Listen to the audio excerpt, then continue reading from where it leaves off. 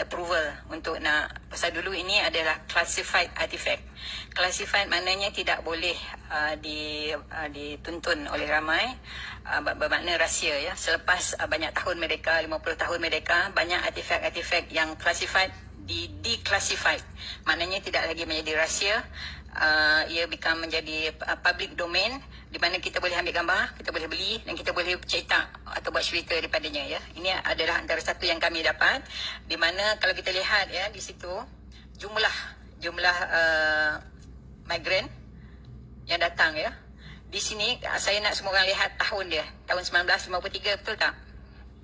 52, 53 ya. British membelanjakan lebih kurang 100 juta masa itu, kalau kita bandingkan dengan duit hari ini 1 bilion ya, untuk membuat infrastruktur kepada bangsa asing.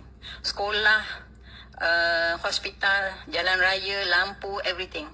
Walhal di kampung kita tak ada elektrik, kita tak ada sekolah, kita tak ada everything. Padahal duit yang kat sini semua duit kita ya. Duit hasil masuk Semenanjung Tanah Melayu. Jadi semua orang dapat tanah. 1 juta daripada mereka semua dapat tanah. Semua dapat tanah. Ini 1953 sebelum mereka. Jadi saya kedepankan sikit. Ini adalah kata Tan Siew Chin ni, Tan Siew Sin adalah anak kepada Tan Cheng Lock. Tan Siew Sin ni mengetuai setelah bapa dia dah tak ada, dia mengepalai segala berhubung dengan Cina-Cina ataupun apa saja permintaan Cina. Kalau kita lihat di sini, di Melaka, dia di kampung dia di Melaka, 1430 ya. Yang meminta semua dapat tanah. Dan jumlah tanah itu di antara berpuluh ekar hingga ke 300 ekar, ada yang beribu ekar ya.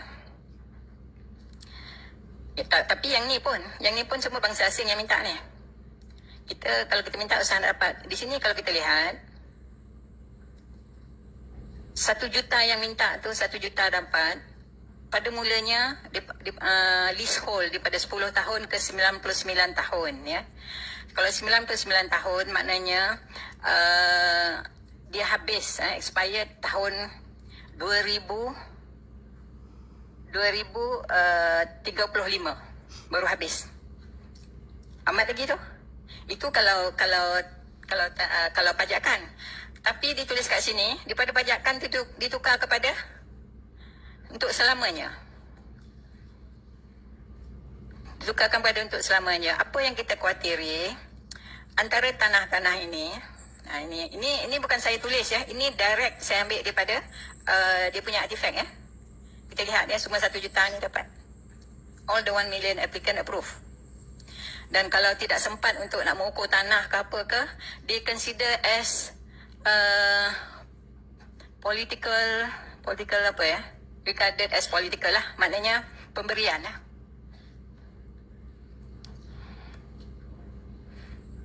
Datuk ada hal. Jadi kalau kita lihat kat sini ya, kita banyak kerugian tanah ya. Pada zaman ini orang Melayu tak ada tanah, orang dia dah ada tanah. You just imagine, hari tu masa kita orang buat seminar di Putrajaya, diresmikan oleh Sultan Nazrin, Sultan Perak ya. Dan simposium itu mengenai Tanah Rizab Melayu. Terpanjat tengok, terpanjat dengar ya. Dan saya ada juga membuat kajian ke atas Tanah Rizab Melayu. Kini kalau kita agak khawatir, 60% equity tanah bukan lagi di tangan kita. Walhal di dalam perlembagaan 50% daripada tanah di Semenanjung tidak boleh diusik, kerana itu adalah tanah rizab Melayu. Tak boleh usik langsung, walaupun dibangunkan, hasil daripada pembangunan itu diberi balik, mesti diberi balik 100% secara total kepada orang Melayu. Tapi apa yang terjadi bila dibangunkan rumah murah ke apa ke, dibagi kepada sama rata lah bangsa dengan bangsa asing. Daripada situ kita kehilangan banyak tanah-tanah rizab Melayu. Di Kuala Lumpur ini baki Tanah Rizal Melayu hanya 1%. Satu saja. Penang zero hari ini. Di lain-lain negeri, kerajaan negeri cuba tambah-tambah sikit. Tapi apa lagi yang saya amat khawatir, yang saya bangkit-bangkitkan, selalu saya buat bising, ada dalam semua ceramah saya adalah kerana tanah yang diganti itu bukanlah tanah setaraf. Ya. Bukan sama sifat dan nilainya dengan tanah yang kita hilang. Fikirkanlah ya, saya pernah menulis pada kerajaan tanah TUDM itu the last of the tanah Melayu. Last tanah TUDM. Itu pun nak bagi kat orang. Habis dah. Di dalam tanah Rizal Melayu, kita telah, bukan kita, orang dahulu, moyang kita, tulis 4,800 hektar, bukan ekar, hektar. Tanah di Gombak itu adalah tanah Rizal Melayu. Hari ni tengok berapa yang tinggal. Saya beritahu ni supaya orang-orang muda ataupun orang lapisan ya, apabila memerintah nanti, tolong ambil perhatian tentang ni ya, tentang tanah Rizal Melayu ya. Macam mana cara kita nak ambil balik ya. Kalau kita jumlahkan anggaran semua negeri tanah Rizal Melayu hari ini, yang paling baik adalah Kelantan ya. Kelantan dan Terengganu tidak diusik ya. Tanah Rizal Melayu malah ditambah sikit, ditambah lagi. Tapi di negeri-negeri lain ada yang tinggal 9%, ada yang tinggal 10%, ada yang tinggal 12%, ada yang tinggal 30%. Ia amat menyedihkan. Ini adalah saya nak bagi contoh saja ya. Ini di mana ni? Di Perak ya. Kita lihat. Ini siapa yang dapat tanah? Ini bangsa apa? Ini bangsa apa? Ini kegunaan tanah. Kegunaan tanah ya. Yang ni sama juga. Yang ni bangsa apa? Cuba lihat. Ini bangsa Melayu dan bangsa India. Sama juga. Satunya ada 3 gambar. Semua keadaan serupa ya. Ni Melayu tak ada langsung. Tapi yang saya sedih ya, tanah yang diberi kepada Melayu hanya dibenarkan menanam padi. Dan tanah-tanah ini hanya di kampung.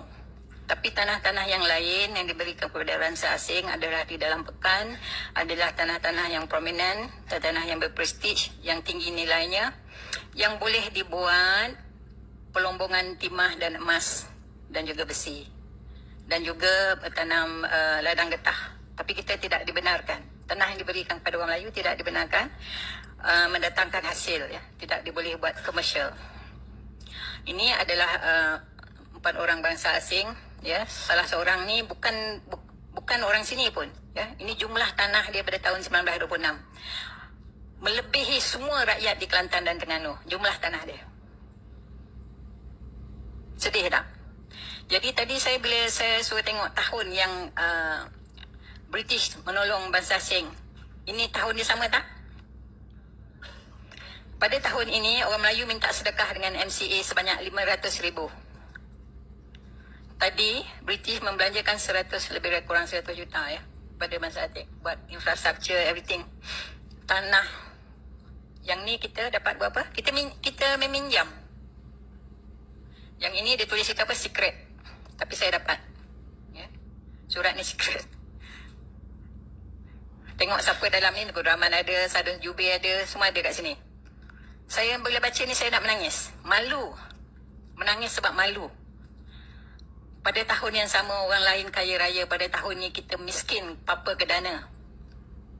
Minta sedekah. Untuk apa masa tu kita minta sedekah? Untuk nak meniaga nasi lemak. Mereka dah buat dah lumbung bijih semua. Kita kehilangan lumbung bijih dan lumbung emas sebanyak 500 semasa Minggin ya. Kod Minggin di mana ini apa Cina cakap. Dia kata jangan komplain kalau kita tak dapat. Dia kata British yang buat. Ini dia sendiri tulis. Betul. Anyway, dalam kod Minggin tu ya, British cakap kalau dalam masa 2 tahun orang Melayu tidak mengerjakan lumbung-lumbung timah dan emas ni, mereka akan tarik balik. Suka hati je dia nak ambil balik. Padahal tanah tu tanah moyang aslian Melayu. Ada 500. Ya. Tapi apabila kita dapat hasil daripada pelumbungan itu, British dan China tidak mahu membeli hasil kita. Dan kita pula tak boleh nak menjual keluar sebab kita tak ada kenderaan. Ingat tak tadi masa saya cerita macam mana kapal kita dibakar di laut? Habis dibakar. Sehingga kita punya tempat-tempat bina kapal pun dah dirosakkan. Jadi kita terpaksa menjual kepada kartel. Sebabnya pada itu British dan China dah buat kartel. Ya. Dia buat lumbung dia sendiri. Dia buka 350 lumbung sendiri. Jadi apabila itu berlaku, orang Melayu terpaksa memajakkan lumbung mereka sebab tak boleh nak jual hasil daripada pelumbungan. Dia terpaksa pajakkan kepada bangsa asing. Apabila dah pajakkan, lama-kelamaan jadi dia punya. Kalau kita ingat peperangan Haisan dengan Jinsin dengan peperangan di Lukut, di Rasah, di Larut, di Penang. Semuanya merebutkan tanah asli orang Melayu, tanah asli Lombong. Jadi kita miskin propaganda hari ni pun sebab itu je. Kerajaan selama memerintah, saya ni kan dah jadi cakap politik lah pula. Selama kita memerintah, adakah kita buat apa-apa pembetulan? Kita ada peluang. Kita buka lah balik kita punya Lombong. Tan Sri Abu Shah. Dia masa tu boleh cakap dengan kerajaan. Kan kita tak ada. Kita ni orang marahin. Sebabnya kita banyak peluang. Kalau